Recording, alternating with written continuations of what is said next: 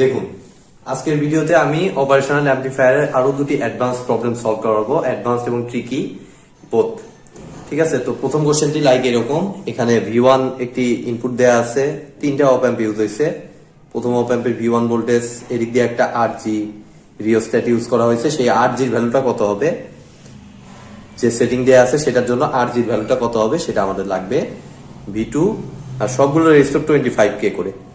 V output আর voltage গেইনটা বলা আছে হলো 200, অর্থাৎ output divided by input mainly হবে হচ্ছে 200। ঠিক আছে, তো এটার রেসপেক্টে আমাদের ক্যালকুলেশন করতে হবে। তো আমরা স্টেপ বাই স্টেপ দেখি। দেখুন, আমাদের এইখানকার এই প্রথম অপ অ্যাম্পের প্লাস ভোল্টেজটা V1 মিন্স এই ভোল্টেজটাও V1 হবে মাস্ট।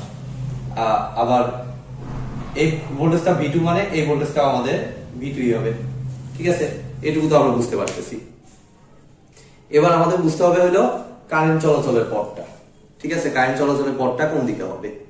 তো আপনি যে কোনো দিকে কারেন্ট ধরতে পারেন, ক্লকওয়াইজ ধরতে পারেন অথবা অ্যান্টি ক্লকওয়াইজ। আমি তো বলছি যে এটা নিয়ে আপনারা কোনো সময় যেন কনফিউশনে না পড়েন যে ক্লকওয়াইজ নেবো নাকি অ্যান্টি ক্লকওয়াইজ নেবো। যেভাবেই নিন না কেন ক্যালকুলেশন আমার একই হবে। ঠিক আছে, শুধুমাত্র এখানে দেখতে পাচ্ছি আমাদের ভোল্টেজটা আলাদা আলাদা ভোল্টেজ হচ্ছে। এই ভোল্টেজটাকে আমরা একটাকে V3 ধরি, এটাকে V3 ধরলাম এবং এই ভোল্টেজটা V4 ধরলাম। ঠিক আছে, তো এখন দেখুন আমাদের যে কোনো একদিকে আমরা কারেন্টের ডিরেকশন ধরে দিই। তো মনে করুন আমাদের এদিক থেকে আমরা কারেন্টের ডিরেকশন ধরলাম, তাহলে এখান থেকে একটা কারেন্ট I1 জেনারেট হলো। ঠিক আছে, যেহেতু এখানে ভোল্টেজ আছে, V3 ভোল্টেজ আছে, I1 কারেন্ট জেনারেট হয়ে এখানে এসে দুইটা রাস্তা পাইলো। ঠিক আছে, এখানে এসে আমার এই I1 কারেন্টই আসতেছে, এসে দুইটা রাস্তা পাইলো, তাহলে এদিক দিয়ে কোনো কারেন্ট যেতে পারবে না, তাহলে টোটাল কারেন্টটা এদিক দিয়েই চলে যাবে। ঠিক আছে, যে কারেন্টটা আমরা যদি I2 ধরি তাহলে অবশ্যই I1 এবং I2 ইকুয়াল। সেই I2টা এখান থেকে এদিকে এসে আমাদের এখানে এই পর্যন্ত I2, এখানে এসে আবার দুইটা রাস্তা, একটা এদিকে আর একটা এদিকে। তো এদিক দিয়ে তো নরমালি কোনো কারেন্ট যাবে না, তার মানে টোটাল কারেন্টটা এই পাথ দিয়ে ব্যাক করে আমার V4 দিয়ে চলে যাবে। ঠিক আছে, আশা করি এটি আপনারা বুঝতে পেরেছেন। অর্থাৎ আমাদের I1 থেকে কারেন্ট জেনারেট করলাম, I2 হলো, I3 হলো। এই তিনটা কারেন্ট অ্যাকচুয়ালি সমান, কারণ তিনটা অ্যাকচুয়ালি সিরিজ পথ। ঠিক আছে, এই জিনিসটা ফার্স্ট অফ অল আমাদের ধরতে হবে। তাহলে আমি এখান থেকে দেখুন স্টেপ বাই স্টেপ যদি দেখি, আমাদের I1 equal to I2 equal to I3 বলতে পারি। তাহলে I1 এর ভ্যালু আমাদের কত, V3 minus V1 divided by 25। ঠিক আছে, I2 এর ভ্যালু কত, V1 minus V2 divided by RG, V1 minus V2 divided by RG। আর I3 এর ভ্যালু কত, V2 minus V4 divided by 25। অনেক বেশি আননোন হয়ে গেল, যেটার কারণে একটু জটিলতা তৈরি হলো। ঠিক আছে, সমস্যা নাই, আমরা স্টেপ বাই স্টেপ দেখি জটিলতা কিভাবে দূর করা যায়। তো তার জন্য দেখুন আমি অন্য ইকুয়েশন গুলো লিখবো এবার। তো আমাদের আর কি ইকুয়েশন আছে, আমাদের দেখুন সেম সিস্টেমে আমরা যদি ওইদিকে সার্কিট গুলোতে দেখি, যে I3 কারেন্টটা এখানে আসলো সেই কারেন্টটা আবার এদিক দিয়ে এসে এই পথ দিয়ে চলে যাচ্ছে। ঠিক আছে, তাহলে আমাদের তার জন্য আবার এই ভোল্টেজটা লাগবে আমাদের। তো সেই ভোল্টেজটা আমরা যদি বের করতে চাই তাহলে দেখুন প্রথমত আমি এই সাইডটা দেখি, এখান থেকে একটা কারেন্ট আসলো, সেই কারেন্টটা আমরা কত মনে করলাম, এখান থেকে যে কারেন্টটা আসলো সেই কারেন্টটা আমরা I1 I2 I3 পর্যন্ত দিচ্ছি, তাহলে এটাকে আমরা I4 মনে করি এবং এই কারেন্টটাকে আমরা মনে করি I5। আবার একইভাবে এই কারেন্টটা মনে করি আমরা, এটা কোন দিক দিয়ে আসছে, এই দিক দিয়ে আসছে, তাহলে এই পাথ দিয়ে ব্যাক করাবো। তাহলে এই কারেন্টটাকে আমরা ধরে নিচ্ছি I6 আর এই কারেন্টটাকে আমরা ধরে নিচ্ছি I7। ঠিক আছে, আচ্ছা আরেকটা ঝামেলা হলো এই পয়েন্টে ভোল্টেজটা, আমাদের কিন্তু এই পয়েন্টে ভোল্টেজটা জানা নাই। ঠিক আছে, তো ভোল্টেজটা জানতে হইলে আমরা যে কাজটা করব খুবই সিম্পল একটি কাজ, সেটা হলো দেখুন i6 এবং i7 আবার দেখতে পাচ্ছি আমরা সিরিজে আছে। দ্যাট মিন্স সিরিজে আছে মানে আমি 25 কিলো ওহমের অ্যাক্রসে ভোল্টেজটা কত সেটা আমরা বের করতে পারবো। সেটা বের করতে পারলে আমরা এই প্লাসের প্রান্তে কত ভোল্টেজ সেটা পাবো, সেটা পাইলে আমাদের মাইনাস প্রান্তের ভোল্টেজটা আমরা পেয়ে যাব। দ্যাট মিন্স আমরা যে কাজটা করব এই ভোল্টেজটা আগে বের করে নেব, ঠিক আছে? এই হিসাবের জন্য আগে এই ভোল্টেজটা বের করে নেব। তো এই ভোল্টেজটা আমি কি মনে করব, ভি প্লাস মনে করলাম। তাহলে V plus equal to simply হবে V plus equal to 25, just সিরিজে আছে মানে ভোল্টেজ ডিভাইড রুল ইউজ করতে পারি। সেই ভোল্টেজ ডিভাইড রুল ইউজ করে আমি ভি প্লাসটা বের করতেছি। তাহলে 25 প্লাস 25 ইনটু V4, তাহলে আমাদের V প্লাস এর ভ্যালুটা আসতেছে V4/2, ঠিক আছে? দ্যাট মিন্স এই ভোল্টেজটা হবে অ্যাকচুয়ালি আমাদের V প্লাস এর জায়গায় আমি লিখতে পারি V4/2। তো এটা V4/2 মানে এটাও আমাদের V4/2 হবে, ঠিক আছে? V4/2 হবে। তাহলে এখন এই i4 এবং i5 এর ভিতর একটা আবার সিরিজ পথ চিন্তা করে আমরা দেখবো যে কি হয়, V4/2 এর সাথে আমার V3 এর সম্পর্কটা কি আসে, ঠিক আছে? তাহলে আমরা যদি সেখান থেকে এখন হিসাব করি, আমাদের দেখুন i5 ইকুয়াল টু i4 বলতে পারতেছি। i5 is equal two i4 বলতে পারতেছি। তাহলে i5 আর i4 যেহেতু সমান, i4 এর ভ্যালুটা i5 এর ভ্যালুটা আসতেছে v0 vout divided by v4/2 divided by 25 equal to আমাদের আসতেছে কত, v4/2 minus v3 divided by 2 না v3 ডিভাইডেড বাই 25। তাহলে এই 25 কাটা, তাহলে ভি আউট এটাকে যদি এক সাইডে নেই, ভি আউট প্লাস v3 আর minus v4/2 minus v4/2 minus v4 equal to 0 বলতে পারি। V out plus v3 minus v4 equal to আমি 0 বলতে পারতেছি। তাহলে আমাদের দেখুন আমি যদি একটু v3 মাইনাস v4 টা বের করতে পারি, তাহলে দেখুন আমাদের রিপ্লেস করা ইজি হয়ে যাবে। তো v3 মাইনাস v4 টা আমার আসতেছে দেখুন মাইনাস ভি আউট, ঠিক আছে? তো এটাকে আমি ধরুন 1 নাম্বার সমীকরণ দিলাম এবং আমরা এখান থেকে একটু ক্যালকুলেশন করব। এখন দেখি আমরা v3 মাইনাস v4 যেহেতু আমাদের আননোন জিনিস, আমরা এই v3 মাইনাস v4 কে রিপ্লেস করে ফেলার চেষ্টা করব, ঠিক আছে? তো সেটা করতে হইলে আমরা যে কাজটা করতে পারি, এই যে এটা আমাদের 2 নাম্বার সমীকরণ, অ্যাকচুয়ালি এটাই 1 নাম্বার সমীকরণ, এটা 1 নাম্বার সমীকরণ, এটা 2 নাম্বার সমীকরণ।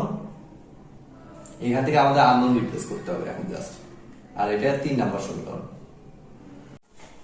দেখুন এখন আমাদের হিসাবটি বেশ কিছুটা জটিল হয়ে গেছে, কারণ আমাদের এমন ভাবে রিপ্লেস করতে হবে যেন আমাদের এই v3 মাইনাস v4 টা সরে যায় এবং আমাদের আউটপুট ডিভাইডেড বাই ইনপুট এরকম একটা রেশিও আসে, ঠিক আছে? তো 1 2 3 এগুলো ইকুয়েশন দেওয়ার পর v3 মাইনাস v4 জানা আছে। এখন আমাদের এখান থেকে একটু বুঝে শুনে আমার রিপ্লেস করতে হবে এই 1 নং ইকুয়েশন থেকে। তো তার জন্য দেখুন আমি যদি এই দুটোকে সমান করি তখন আমাদের কোনো আউটপুটই আসে না, আপনারা সমান করে দেখতে পারেন। তো এটা রিপ্লেস আলটিমেটলি করতে পারি না, আমাদের আসে এই দুটো যদি সমান ধরে কাজ করি তাহলে v3 প্লাস v4 আসে, যেটা দিয়ে আমাদের কোনো কাজ হবে না, যেটা আমাদের v3 মাইনাস v4 এর মান লাগবে। তো তার জন্য আমি যে কাজটা করব, আমি দুটো করে করব, এটা এবং এটা সমান, আবার এটা এবং এটা সমান, ঠিক আছে? তো এক হতে আমরা পাই দেখুন v3 minus v1 divided by 25 is equal to v1 minus v2 divided by rg। একইভাবে এটা মনে করুন আমাদের 4 নাম্বার ইকুয়েশন। একইভাবে আরেকটা ইকুয়েশন কি, v2 minus v4 divided by 25 equal to v1 minus v2 divided by rg। এটা আমাদের 5 নাম্বার ইকুয়েশন, ঠিক আছে? এটা আরেকটু সরিয়ে দিই। V2। তাহলে এখন দেখুন আমরা এমন ভাবে ক্যালকুলেশন করবো আমাদের যেন V3 মাইনাস V4 আসে। এখন এই দুটা সমীকরণকে জাস্ট দেখুন, বিয়োগ করলে আমাদের RG কাটা চলে যায়, এই দুটা সমান হয়ে যায়, অর্থাৎ এই যে এখানে যা ছিল তাই আসে। ঠিক আছে, যার জন্য আমার V3 প্লাস V4 সমান সামথিং আসে। তো V3 প্লাস V4 দিয়ে আমার কাজ হবে না, তাহলে বিয়োগ না করে আমরা জাস্ট যোগ করি, তাতে আমার RGও থেকে যায়, যে RGটা বের করতে হবে আমাদের, প্লাস আমাদের ক্যালকুলেশন আমরা করতে পারি। ঠিক আছে, তো যে কাজটা করব আমি এটুকু আর আমার লাগতেছে না, এটুকু আমি মুছে দিচ্ছি, এটুকু অংশ আমি মুছে দিচ্ছি। আমাদের জাস্ট এই ইকুয়েশনটা লাগবে, V3 মাইনাস V4 সমান মাইনাস V আউট। তো দেখুন আমি যদি 4 আর 5 নাম্বার সমীকরণকে যোগ করি, বিয়োগ না করে যদি যোগ করি, তাহলে আমাদের দেখুন কি হয়। আমাদের এই দুইটার মধ্যে 1/25 কমন, তাহলে আমার আসতেছে V3 minus V1 plus V2 minus V4 equal two, এটা আসে দুইটা সেম জিনিস, দুইটা আসে, অর্থাৎ 2 V1 minus V2 divided by RG। এখন এখান থেকে দেখুন আমি V3 মাইনাস V4 আনতে পারতেছি, তাহলে আর 25টাকে আমি ওই সাইডে পার করে দেই, তাহলে V3 মাইনাস V4 কে এক জায়গায় রাখলাম, আর এই দুটা থেকে মাইনাসটা কমন নিয়ে নিলাম, মাইনাসটা কমন নিলে minus V1 minus V4 V2, আর 25টা ওই সাইডে চলে গেলে 25 দুগুণা 50 V1 minus V2 divided by RG, যে V1 আর V2 টা ছিল আমাদের মেইন ইনপুট। ঠিক আছে, তো এখন যদি আমার এই সাইডে ক্যালকুলেশন করি, আমাদের শুধুমাত্র লাগবে, আমি লাস্ট লাইনটা লিখতে, V3 মাইনাস V4 সমান মাইনাস V আউটটা লিখতেছি শুধু এক সাইডে, V3 মাইনাস V4 সমান মাইনাস V আউট, এইটা আমাদের লাগবে। তো এখন V3 মাইনাস V4 এর জায়গায় আমি মাইনাস V আউটটা বসিয়ে দিচ্ছি, যেহেতু আমরা পাইছি minus V out minus V1 minus V2 equal to 50 divided by RG into V1 minus V2। এখন যে কাজটা করব, আমরা V আউটপুটটা এক সাইডে রাখবো আর V1 মাইনাস V2 টাকে আরেক সাইডে পার করে দিব, কারণ আমাদের গেইন দেয়া আছে 200 গেইন, অর্থাৎ আউটপুট ডিভাইডেড বাই ইনপুটের গেইনটা। তো V out equal to minus 50 by RG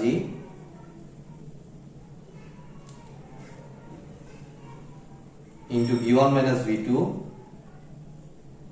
minus V1 minus V2। ঠিক আছে, তাহলে V out ইকুয়াল টু আমার আসতেছে actually minus V1 minus V2 টা common,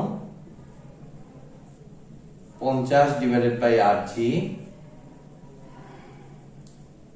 plus 1, 50 divided by RG plus 1, যেখান থেকে আমরা V out divided by V1 minus V2 টা যদি বের করি, সেটা আমার আসে 50 ডিভাইডেড বাই RG প্লাস 1, অবশ্যই তার আগে একটা মাইনাস। ঠিক আছে, তো আমাদের গেইন যেহেতু দিয়ে দিচ্ছে, আমাদের এই মাইনাসটা জাস্ট মডুলাস ভ্যালুটা আমরা হিসাব করবো, এইটুকু আমি মুছে দিচ্ছি, এগুলো আমার লাগতেছে না,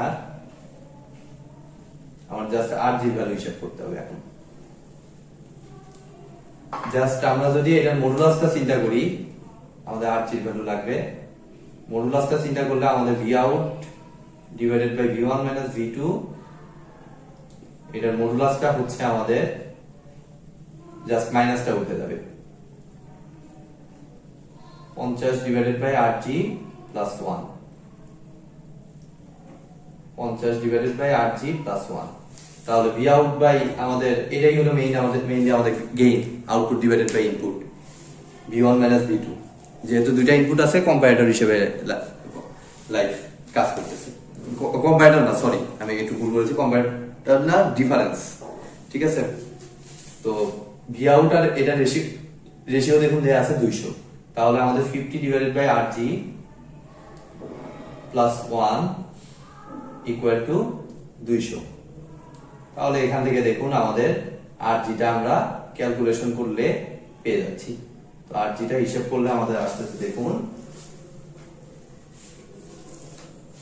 50 ডিভাইডেড বাই 199, অবশ্যই যেটা পাইলাম সেটা কিলো ওহমে পাবো, কারণ এগুলো সবগুলো দেখুন কিলো ওহমে দেয়া। ঠিক আছে, আমরা কিলো ওহমে রেখেই ক্যালকুলেশন করেছি।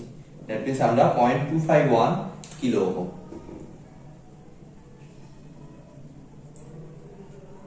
যেটাকে আমরা ওহমে নিলে আমাদের আসে 251 ওহম। 251 পয়েন্ট সামথিং আসে, ওটা আর লিখলাম না। 251 ওহম হবে এটার রেজাল্ট। তো আজকের এই প্রবলেমটি বেশ বড় ছিল এবং বেশ অ্যাডভান্সড। তো চলুন এবার আমরা দ্বিতীয় প্রবলেমটি সলভ করি, কি বলছে দেখি। দেখুন আমাদের পরের প্রবলেমটি দেখতে লাইক এরকম। এটা আমি একটু ভুল করেছি, 0.6 কিলো ওহম না 0.6 volt. 0.6 volt, 10 kilo ohm, 100 kilo ohm, 20 kilo ohm, 32 kilo ohm, 1.6 kilo ohm, 0.4 volt. এই কারেন্টটা আমাদের লাগবে বের করতে। এবং একটু অন্যরকম, দেখুন আগে অপ অ্যাম্প সরাসরি কানেকশন ছিল, এবার হচ্ছে মুখোমুখি কানেকশন। এরকম একটি প্রবলেম আমি আজকে সলভ করব। ঠিক আছে, দেখি কোনো ঝামেলা আছে কিনা। তো প্রথমত আমি দেখতে পাচ্ছি এই প্লাসের ভিতর দিয়ে 0 ভোল্ট গ্রাউন্ড করা, যেহেতু তাহলে এটাও 0 ভোল্ট হবে। এই প্লাসটা 0 ভোল্ট, মানে এটাও 0 ভোল্ট হবে। এই 10 কিলো ওহমের এখানে 0.6 ভোল্ট, তাহলে এখানে 0.6 ভোল্ট হবে। এখানে আমার 0.4 ভোল্টের সাথে কানেক্টেড, মানে এখানে 0.4 ভোল্ট হবে। তাহলে দেখুন আমাদের যে ঘটনাটা ঘটবে, আমি যদি এখান থেকে এই 0.6 কিলো ভোল্ট থেকে একটা কারেন্ট জেনারেট করি, এই কারেন্টটা যদি I1 হয়, সেই I1 কারেন্টটা এখান থেকে এসে এদিক দিয়ে চলে যাবে I2। ঠিক আছে, এবং সেই সেম কারেন্টটা এদিক দিয়ে এসে একটাই পথ, এদিকে চলে যাবে। আবার এদিক থেকে যে ঘটনাটা ঘটবে, এখান থেকে এই কারেন্টটা এদিকে এসে আমার দুইটা রাস্তা পাইলেও তার এদিক দিয়ে একটা কারেন্ট চলে যাবে, এবং এখানে একটা ঘটনা আছে, এটার আউটপুট থেকে একটা নির্দিষ্ট পরিমাণ কারেন্ট আসবে। আবার এখানেও কিন্তু এটার আউটপুট থেকে একটা নির্দিষ্ট পরিমাণ কারেন্ট আসবে। ঠিক আছে, সো কখনোই কিন্তু I2 এবং I0 কে সমান বলতে পারবো না। আবার এই কারেন্ট এবং এই কারেন্টকে আমরা সমান কখনোই বলতে পারবো না। এখানেই আপনারা একটু কনফিউশনে পড়ে যেতে পারেন। এই ক্রস কানেকশনে এভাবে থাকার কারণে এই কনফিউশনটাতে আপনারা এখানে পড়তে পারেন। তো যে কাজটা করব, আমরা এই কারেন্টটাকে আমরা I1 I2 নিছি, তো I3 এবং I4 কে ডেফিনেটলি আমি সমান বলতে পারবো, এবং I1 I2 কে ডেফিনেটলি সমান বলতে পারবো, কিন্তু কখনোই I2 এবং I0 কে সমান বলতে পারবো না। ঠিক আছে, অর্থাৎ অবশ্যই ভোল্টেজের পার্থক্য হবে। এই ভোল্টেজটা আমরা V1 মনে করলাম, এই ভোল্টেজটা V2 মনে করলাম। এখন জাস্ট V1 V2 বের করে জাস্ট ওহমস ল খাটিয়ে দেবো, তাই আমাদের I0 বের হয়ে যাবে। ঠিক আছে, সো এই বিষয়টাই জাস্ট আপনাদের কুইকলি ধরতে হবে। তাহলে আমি I1 ইকুয়াল টু বলতে পারি I2, তো I1 টা আমার আসতেছে 0.6 minus 0 divided by 10 equal to I2 আমার আসতেছে 0 মাইনাস V1 ডিভাইডেড বাই 100। এটা কাটা, এটা 10, তাহলে V1 ইকুয়াল টু আমার আসতেছে মাইনাস 10 গুণ 0.6, 6 মনে হয়, 10 গুণ 0.6, 6 minus 6 volt. V1 equal to minus 6 volt. একই সিস্টেমে আমরা I3 এবং I4 কে সমান ধরে, আমি দেখুন এই সাইডে voltage 0.4 minus 0 divided by 1.6 equal to 0 minus V2 divided by 32।